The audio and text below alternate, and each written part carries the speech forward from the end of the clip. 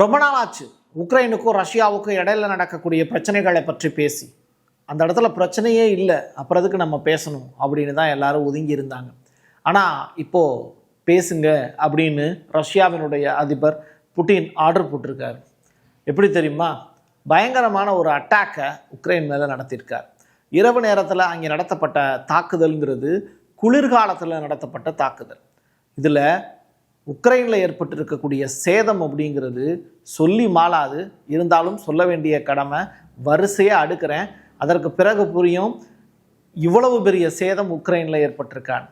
அதை தாண்டி இப்போது நேட்டோ நாடுகள் மட்டுமல்ல, அமெரிக்காவும் களத்தில் குதிச்சிருக்காங்க. எங்கிருந்துன்னு தானே கேட்குறீங்க? குதிச்ச இடம் தெரியும், கரெக்டாக சொல்கிறேன். 72 மணி நேரம் இப்போது ஒரு முக்கியமான டைமாக பார்க்கப்படுது. அது என்ன அப்படிங்கிறதையும் பேசுவோம். வாங்க பார்க்கலாம் உறவுகளே. இது பிரசாத் சிக்னேச்சர். தென்னிந்தியாவின் கட்டடக்கலை ராஜாக்கள் creator constructions and north west interiors உங்களோட கனவு இல்லத்தை பிரம்மாண்டமாக கட்டி கொடுக்குறாங்க கிரியேட்டர் கன்ஸ்ட்ரக்ஷன்ஸ். அதோட கட்டி கொடுத்த வீட்டை இன்டீரியர் பண்ணி அழகாக்குறாங்க நார்த் வெஸ்ட் இன்டீரியர்ஸ். தொடர்புக்கு 72907991. உங்களுடைய தொழில் சம்பந்தமான விளம்பரங்களை நமது சேனலில் ஒளிபரப்ப உங்களுக்கான அருமையான வாய்ப்பு. பற்றி எரியக்கூடிய காட்டுத்தீ பற்றி கேள்விப்பட்டிருப்பீங்க. ஆனால் ஒரு நாடே காடாக மாறி போயிருக்கு. அந்த அளவுக்கு ரஷ்யா கொடூரமான தாக்குதலை இவ்வளவு பெரிய பில்டிங் மேலே நிகழ்த்தியிருக்காங்க. அடித்த அடியில் அந்த ஒட்டுமொத்த பில்டிங்குமே டேமேஜ். மக்கள்லாம் செதறி ஓடக்கூடிய காட்சிகள், ஃபயர் ஃபைட்டர்ஸ் எல்லாமே காப்பாற்றக்கூடிய காட்சிகள் எல்லாமே அரங்கேறுது. இது எல்லாமே உக்ரைனில் பாதிப்பு. சரியா? மொத்தம் இரவோடு இரவாக -24 டிகிரி செல்சியஸ். நம்ம ஊரில் 0 டிகிரி செல்சியஸில் வாழ முடியுமா? கொஞ்சம் யோசிச்சு பாருங்கள். இப்போ அமெரிக்கா மாதிரியான கண்ட்ரிலையும் இந்த விண்டர் ஸ்டோம் அப்படிங்கிறது பெரிய அளவில் பேசப்பட்டுச்சு. அதே மாதிரி உக்ரைன்லேயும் அதே சுச்சுவேஷன், ரஷ்யாலேயும் அதே சுச்சுவேஷன். பொறுத்து பார்த்த ரஷ்ய அதிபர் புட்டின் இனிமே வேலைக்காகாது அப்படின்னு சொல்லி ஒரு பெரிய அட்டாக்கை உக்ரைன் மேலே நடத்தியிருக்கார். குறைந்தது 8 ரஷ்ய குண்டுவீச்சு விமானங்கள் ரஷ்யா முழுவதும் இருக்கக்கூடிய பல்வேறு விமான தளங்களிலிருந்து பறந்துக்கிட்டே இருந்துச்சு. அது ஒரு குறிப்பிட்ட அளவிலான நேரத்தில் சரியாக இரவு நேரத்தில் ஒரு ஆளில்லாத விமான தாக்குதலை நடத்தினாங்க. கீவ் மற்றும் பல நகரங்கள் மீது 70க்கும் மேற்பட்ட ஏவுகணைகள், 450 ஆளில்லாத விமானங்களை கொண்டு தாக்குதல் நடத்தப்பட்டது. முதல்ல உக்ரைன் ஃபுல்லாக ரவுண்ட் அடித்தாங்க. எந்த இடத்துல அட்டாக் பண்ணணும் அப்படிங்கிறத தீர்மானித்ததற்கு பிறகு தெளிவான ஒரு அட்டாக்கை பார்க்க முடிஞ்சுது.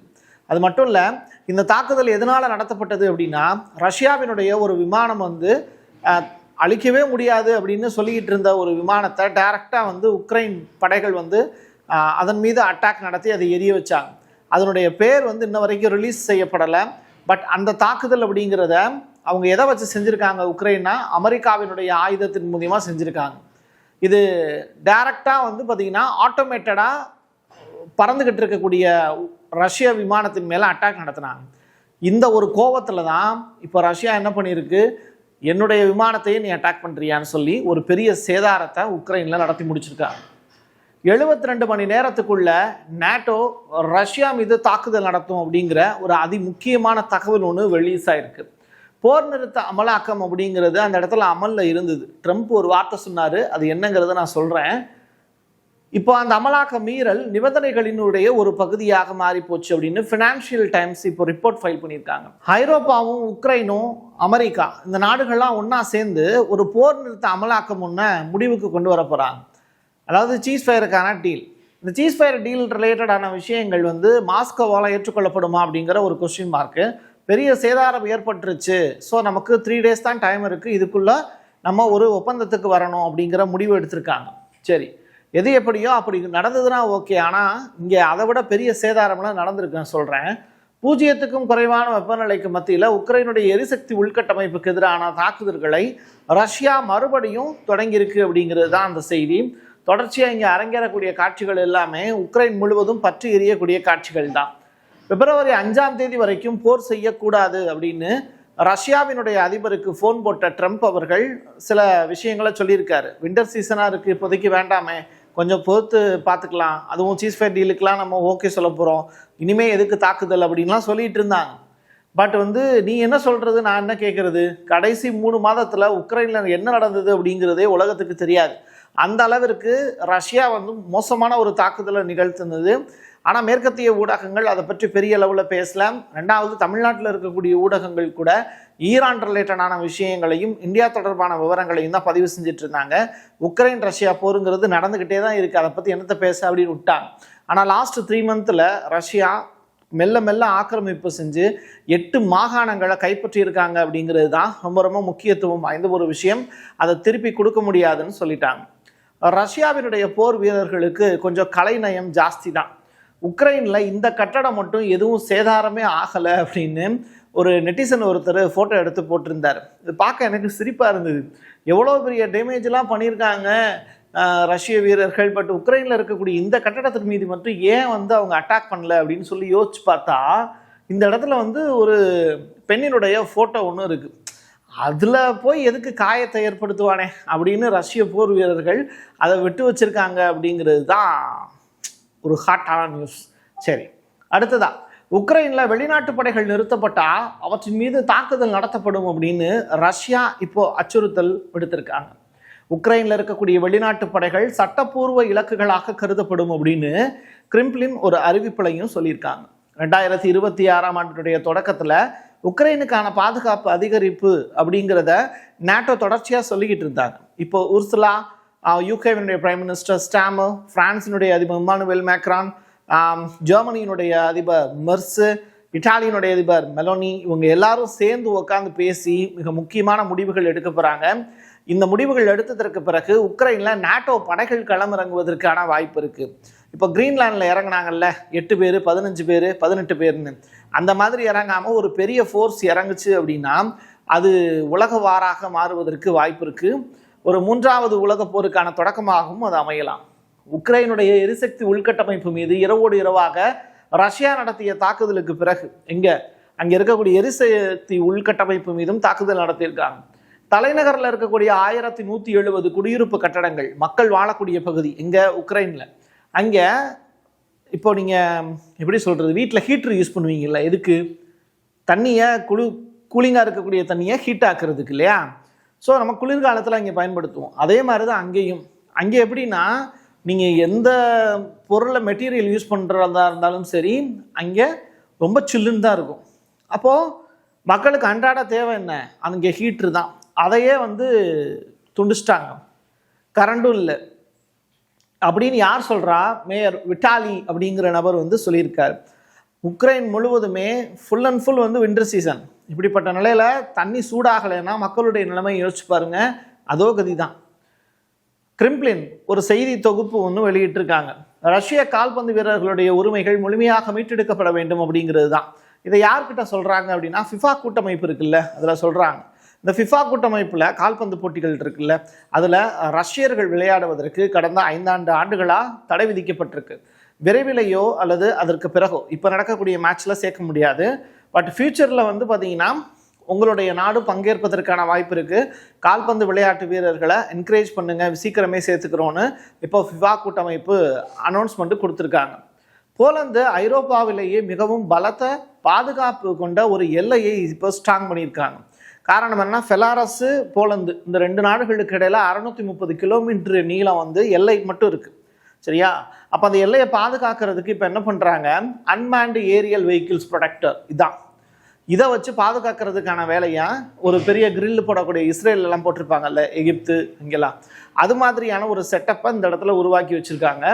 ஸோ கூடிய சீக்கிரம் வந்து இந்த வித்தின் 3 டேஸில் ஒரு பெரிய படை வந்து உள்ளே இறங்குறதுக்கு காத்திருக்கு. அது தரைப்படையாக இருக்கலாம்.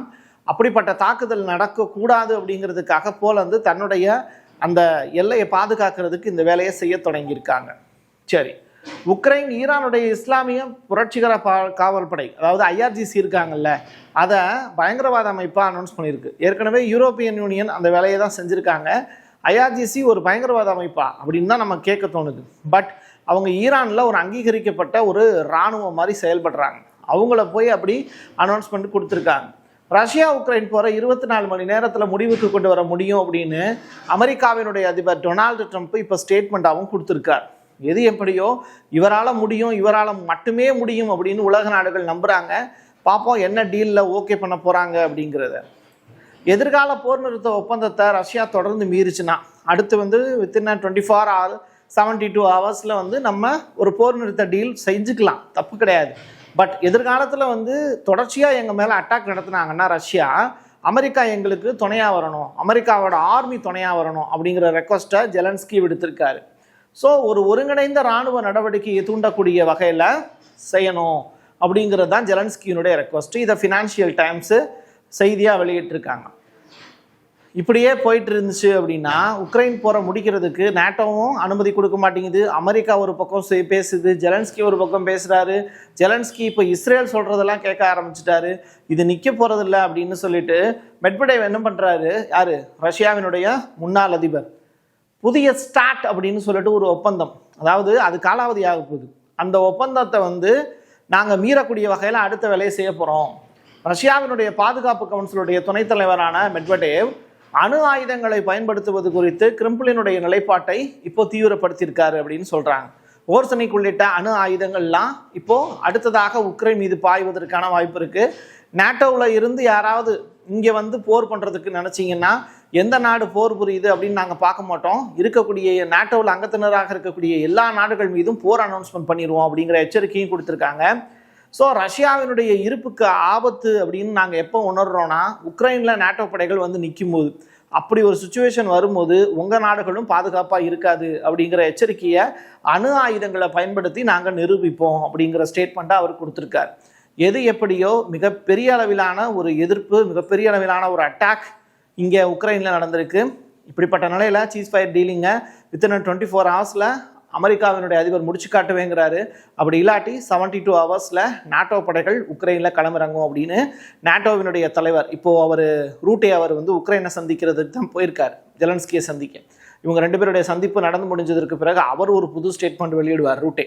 அதில் என்ன சொல்கிறாங்க அப்படிங்கிறத பொறுத்திருந்து பார்க்கலாம். என் கையெழுத்து என் மக்களுக்கானது உறவுகளை மீண்டும் ஒரு பதிவில் சந்திக்கலாம்.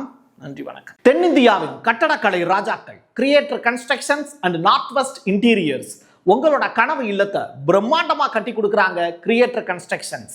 அதோட கட்டி கொடுத்த வீட்டை இன்டீரியர் பண்ணி அழகாக்குறாங்க நார்த் வெஸ்ட் இன்டீரியர்ஸ். தொடர்புக்கு 7299079991. உங்களுடைய தொழில் சம்பந்தமான விளம்பரங்களை நமது சேனலில் ஒளிபரப்ப உங்களுக்கான அருமையான வாய்ப்பு.